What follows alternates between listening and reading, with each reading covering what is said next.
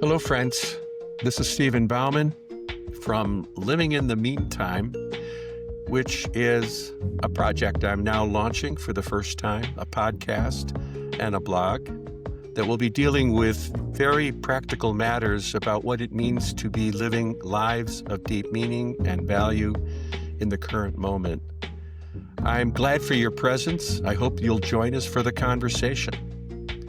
And today, to start us off, the producer for our program, Brandon Batson, will be asking me a series of questions that hopefully will begin to describe what I hope we can cover in these times together. So, Brandon, what's on your mind? All right. So, Stephen, you've just launched a Substack called Living in the Meantime, now a podcast. So before we get into the details of anything else, why Living in the Meantime? What brought you to that idea? What inspired you to make that kind of be the center of what you're going to start your work around? Well, you know, I, along with most everyone else, have been struggling with the amount of information that has been coming at us 24/7. One headline after the other, one crisis after another. And it's not just political. It's not just the political universe. It's all of the stuff that's coming at us culturally, religiously, spiritually. The whole matter of AI, which I think is actually a bigger deal than most every other deal we've been struggling with in terms of the macro concerns that are confronting our culture. And it's very hard to wrap your arms around any of that, because it's so big, so overwhelming, so confusing, so chaotic. And it generates all kinds of feelings as well that seem unmanageable. And I got to thinking that I wanted to find a way to engage a conversation that's important to me, that evolves out of my history of working with very specific and simple perennial truths that ultimately found their way into a long, many-year series of radio presentations that found its way into a book called Simple Truths. But that universe has shifted, the media universe has shifted over the course of my career, yet the interest did not leave me, and the need for having these conversations seems more relevant than ever. And so I've been struggling with how to engage that conversation. And so talking with folks like you and other people. Well, actually, I should also say it had something to do with starting retirement. Right. My next question was going to be, where have you been for the past 2 years? What are the listeners and people who've found this, who probably know you from your prior work, what have you been up to for the last 2 years? Well, let me say not much. But on the other hand, what I would say is, so the first, and we'll tie this all together, but so the first, say, 4 months of retirement felt like an extended vacation. The fifth month came along and it dawned on me, oh, this isn't vacation. And then the sixth month came along and I was feeling a little, what's going on here? But in the meantime, I would tell you that I found myself really enjoying retirement. I spent many hours walking. I live in a very idyllic place, as you can kind of see. If you look over my shoulder here, that's just the slightest hint of what's way out beyond for thousands of acres. And I'm on the land a lot. And when I'm on the land, I am very much at peace.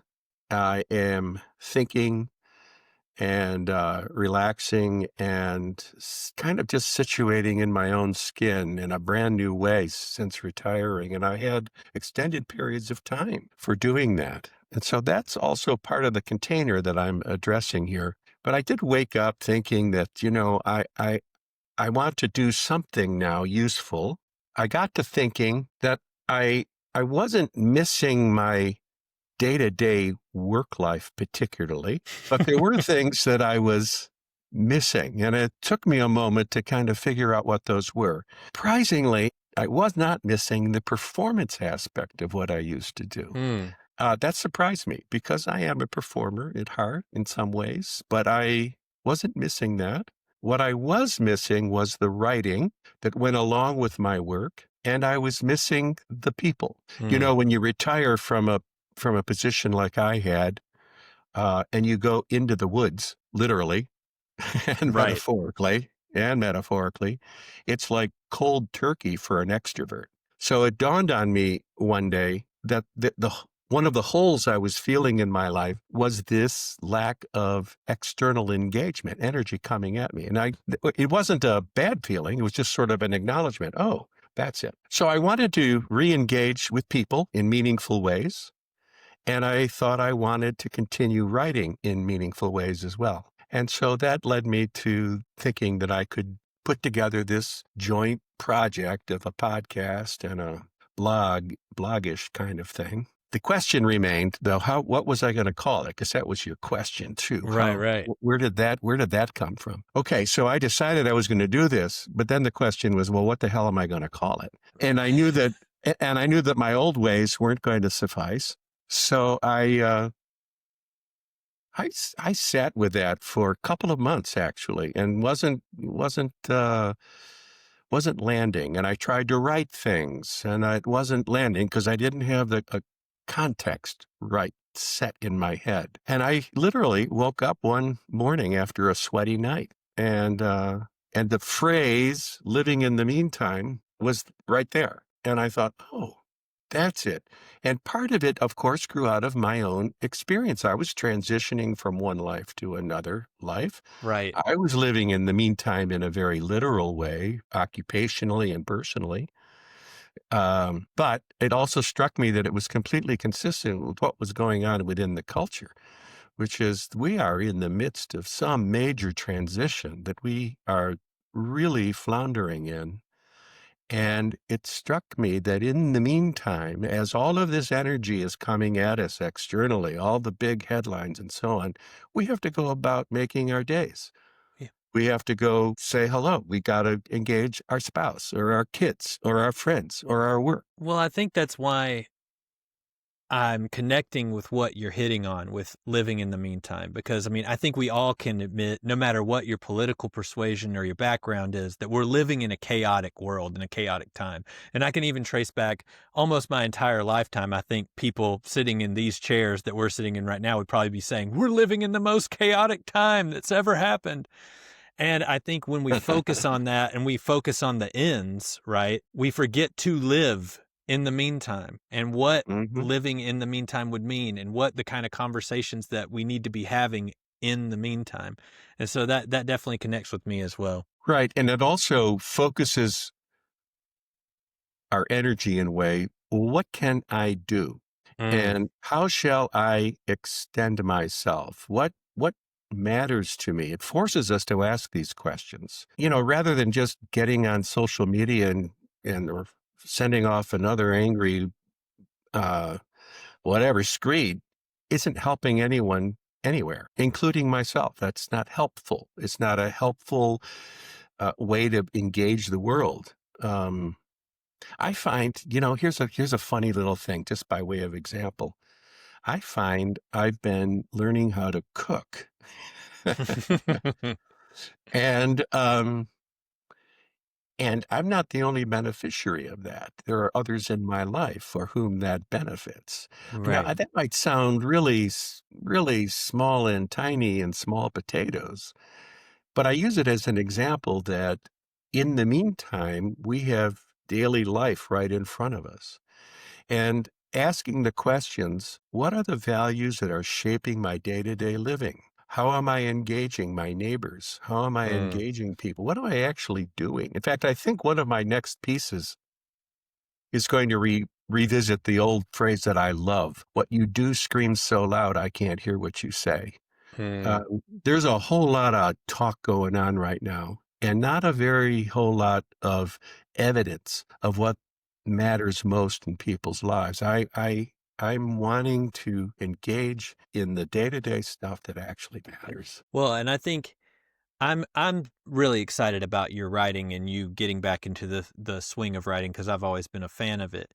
But I think the idea of you doing a podcast, I think, is really interesting because it plays upon the thing that we need a place to actually bring other people into the conversation. Like you or I, we can sit and write a blog, or we can Right. be on Facebook or Instagram or, TikTok, and we can be telling the world what we think about any particular issue.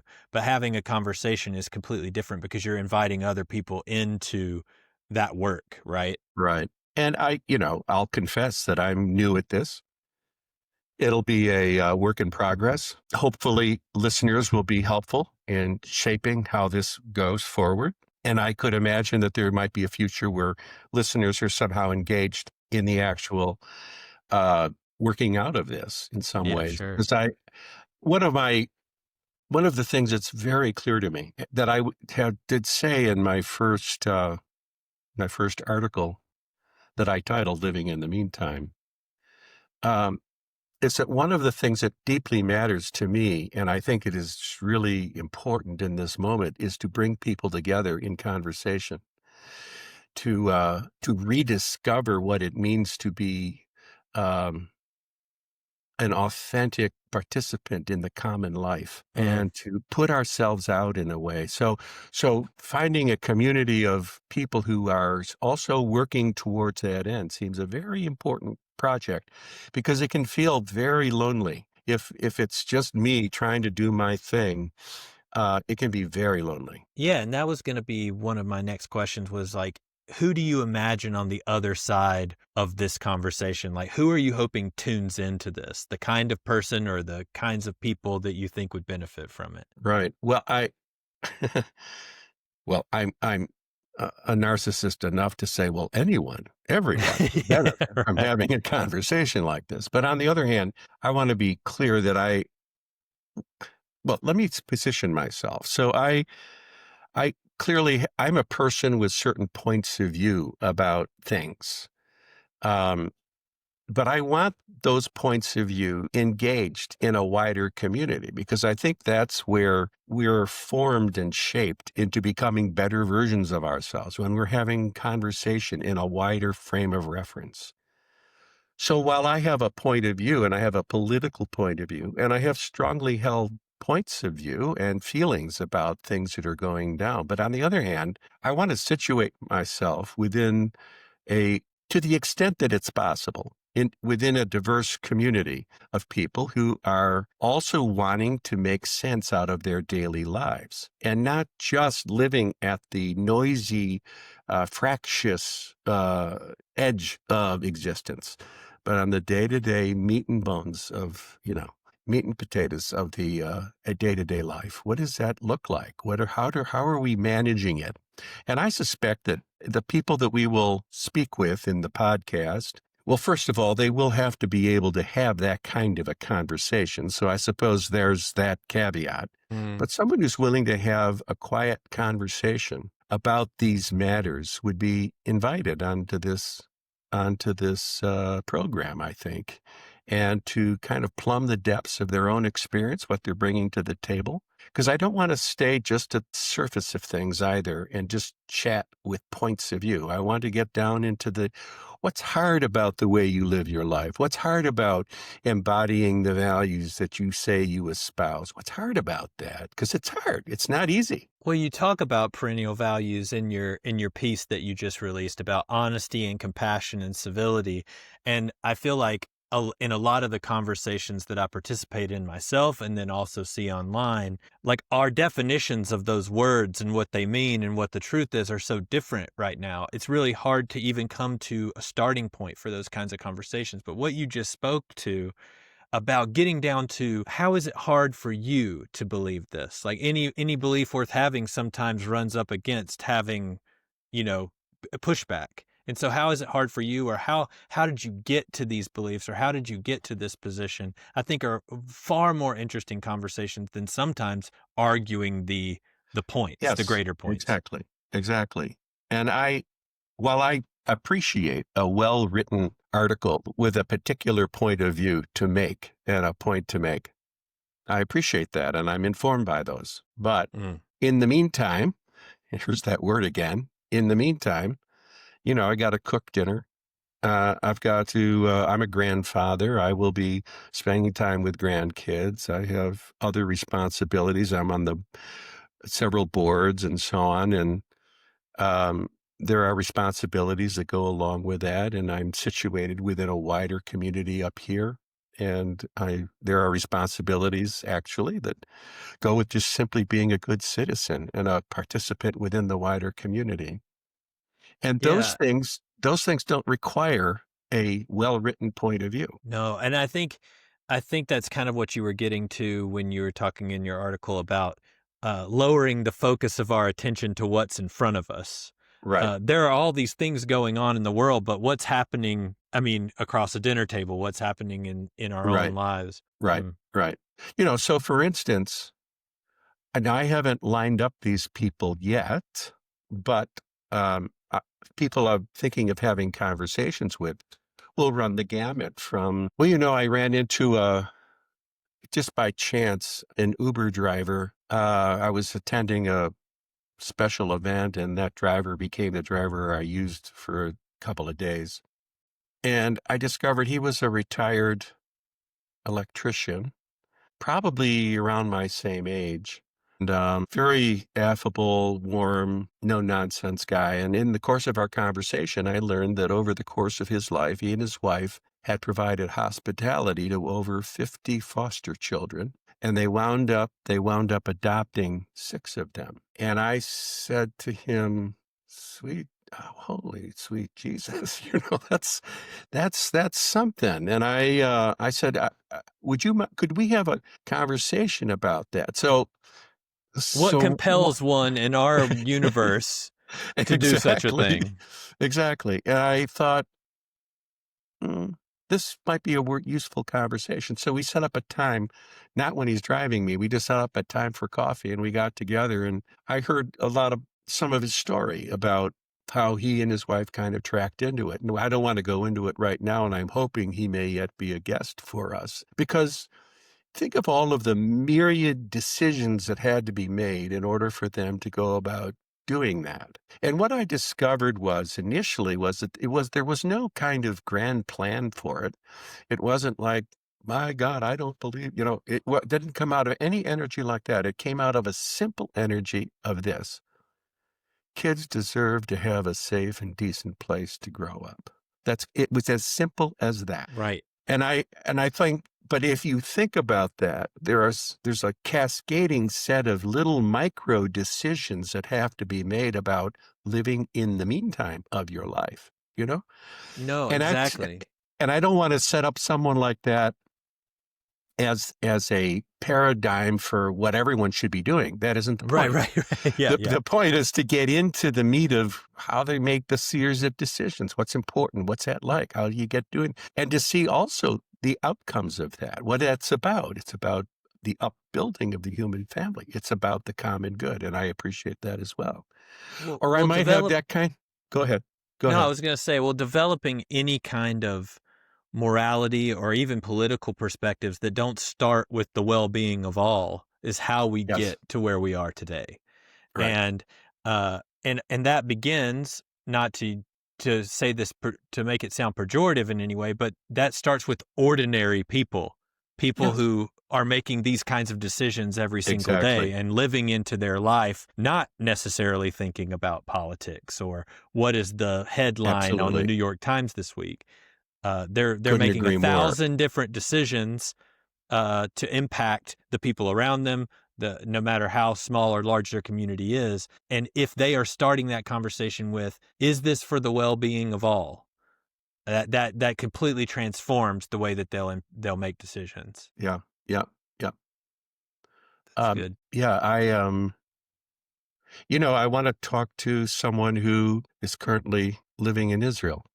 Mm, And I want to talk about, it's a thoughtful person who's deeply invested in how things are going there. And without it being political per se, I'd like to delve into the difficulty of living there, struggling with what it means to be an Israeli today. Um, if I could, I would do the same thing with someone from the West Bank and so on, but not as a political statement. But initially, it would be about delving into how we build lives of meaning and purpose and what are the values that drive us and so on. It's possible that we will have conversations with people we will not agree with necessarily in the decisions that they make. But that's okay, because in the wider community, as neighbors one to another, we're often in disagreement. But how we engage one another still matters. Even that is an important topic of conversation. How do we engage with people who disagree with us? How shall we conduct ourselves? How do we form the building blocks of community? So what you said earlier reminded me that the whole culture is in a state of disarray and needs to be built from the ground up, rebuilt from the ground up. And that rebuilding is one person at a time, one community at a time, one engagement at a time. It's kind of boring in a way when you speak of it like that. But we have to get over the idea that what I do in every small way doesn't make a bit of difference. It does make a difference. And it's the accumulation of all of these small decisions that we make that really has the opportunity to begin to rebuild the fabric of our families, of our relationships, of our lives. And it matters very much. Yeah. And getting back to even what you were saying just a second ago about the human community and our need for it, you say in the article that you're more sure of that than ever, that we are in need of human community. Could you speak a little to that? Well, and human community doesn't imply tribe. It does not mean that we need to get more tribal. As a matter of fact, I think we're in an overabundance of tribalism right now, and that is both on the right and the left. There is tribalism galore going on right now. And when I say that, it doesn't mean we shouldn't hold to principles that we believe in or to values that we strive for. But it does mean that we have to open our hands like this in a wider capacity to receive others, regardless of where they're at. Gosh, I've had some really interesting conversations with people of late that are such a wild mixture of points of view. I was having a conversation recently with a gay man who, in the course of our conversation, learned what my prior occupation was.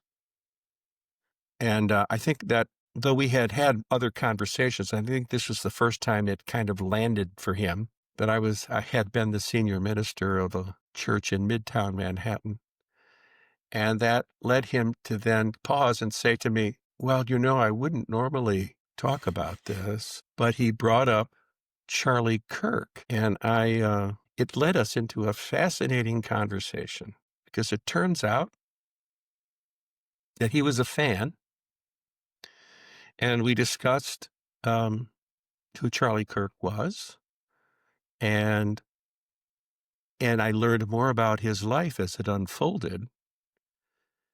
He said, I'm a man of faith. I have great faith, which led me to say, well, do you go to church? And he said, well, I did. I went all the time until I learned that I was an abomination. And then there was a long pause, and he said, but I knew I wasn't an abomination. But if you add up all of the components I just said to you and put them into one person, it's kind of bewildering in a way. And what I'm saying is, what I'm getting at in that little conversation is how complicated we all are. And if we're only responding to one thought that someone says or one aspect of what one person's experience is, we'll miss the whole. And if we don't give ourselves permission to engage the whole person, we're going to miss the universe. You know what I mean? And I think that's the way it is within our culture. And we have to allow ourselves to be open to engage people fully. And that also requires us to engage fully as well. It requires a kind of transparency on our part. So in the process of all of this, we're all kind of growing up into better versions of ourselves, is my theory. Right. Hopefully. Yeah. Yeah. I would say, living in the meantime, it's an aspirational kind of feeling. It's not something that's going to come easy. What are some practices and rhythms that help you stay grounded in the cultural time of chaos that we live in right now? Are there things that you're doing, practices and rhythms, that keep you in this mindset of living in the meantime? Well, I've had again, the luxury of being retired. Mm. So I haven't had to organize myself around busyness. And what that has allowed for is a lot of time, quiet time. I've been by myself a lot, maybe more than at any other time in my life. Mm. Now, I have a solid, loving marriage, and that's great. Um, but your partner can't be everything. Right. And as you know, Brandon. Yeah. But I've had a lot of time on my own, by myself, and I have found that a real luxury. That said, um, I do think the practice of spending time quietly without this at hand, to Mm. be purposeful about disengaging from this. And, when I'm walking out in nature, I have it on me, but I never look at it. It's not there. It's not consuming me. It's not drawing my attention. It's not where I'm finding myself. And for our audio listeners, he's lifting his phone up. Okay. Right. They could probably surmise that, I suppose. Right, But right. so decoupling from our electronics, I do think actually as often as you can to get out into the natural world is an important thing. I think Central Park can do that for a New Yorker. Or Mm. other places. You don't have to go. You don't have to say, "Well, you live anywhere near the woods." That's not the point. The point is to get out and to experience the created order. I find that when I'm in that space, that I practice the art of gratitude with great spontaneity and regularity. I am just such a grateful man when I am out walking. And partly the reason I like to walk is because I know I'll be very grateful when I'm out there. Mm. So disengagement with our electronics, being sensitive to providing opportunities for ourselves to be with ourselves, and as in my case, with God. I find that a very natural place to be engaged spiritually with openness and kind of a heartfelt intention to be intentionally grateful. I will find myself, oddly enough, when I'm walking, this has happened more regularly of late, and maybe it's age-related, although I don't think it needs to be, but people who have died and to recount how they have impacted me over the Mm. course of my life, to express gratitude for them and to say it out loud. Um, so there are sort of there are standard practices. You can do a devotional study. You could do a guided meditation. You can set up routines for yourself that help you accomplish those ends. But I would also say that every day presents opportunities for you to disengage, to set down your electronics and to take stock, you know? Yeah, that's great. Well, I think we're coming to the end of our time here. I want to thank you. I want to thank our listeners. I want to tell our listeners that they can find all of this content, including our Substack, the podcast, links to other things that Steve is up to at stephenbauman.com. And we will see you next time.